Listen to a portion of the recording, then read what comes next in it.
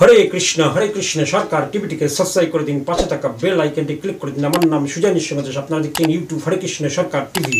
তো আজকে আমি আপনাদের সামনে আলোচনা করব যে আদম ও হাওয়া বাইবেল মতে, ভবিষ্যৎপুরাণ মতে কি বলছেন। পরমেশ্বর ভগবান শ্রী বিষ্ণু এখানে আদমকে আর হাওয়াকে প্রথম মানুষ, প্রথম জীব, প্রথম পাপ তাকে বলেছিলেন যে জঙ্গলের কোনো কিছু খাবে না, কিন্তু সেই পাপি ফল খাওয়ার ফলে তিনি কিন্তু পাপী হয়ে যান।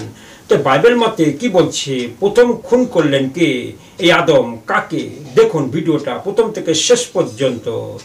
তো এইখানে আদমকে হাওয়ার দুটি পুত্র ছিল, দুটো পুত্র সন্তান ছিল। বড় ভাইয়ের নাম ছিল কাইন এবং ছোট ভাইয়ের নাম ছিল আবিল। এই আবিল হয়ে উঠল মনুষ্য পালক, আর কাইল হলো জমির চাষি। এক সময় কাইল জমির ফসলের খানিকটা অংশ নিয়ে ভগবানের কাছে নৈবেদ্য উৎসর্গ করলেন, তেমনি আবিল উৎসর্গ করলেন তার পালের প্রথম কয়েকটি বেশ পালক। সে দুটি দেহের সেরা অংশ। ভগবান তখন শ্রীকৃষ্ণ তখন নৈবেদ্যকে দেখে প্রসন্ন চিত্তে তাকালেন ভগবান শ্রীকৃষ্ণ, কিন্তু কাইল তার নৈবেদ্যের দিকে তিনি ফিরে তাকালেন না। এবং কিন্তু কাইল তাকে রেগে উঠলেন, যে তার মুখে দেখা দিল হতাশা, রাগ, ক্রোধ। এবং ভগবান কাইলকে বললেন যে ওরকম রাগ করছো কেন, ক্রোধ করছে কেন, কেন মুখটা করছে কেন, নিচু করে রয়েছেন, ভালো কাজ করো, তখন তাহলে আবার মাথা তুলে দাঁড়াতে পারবে, না হলে নয়।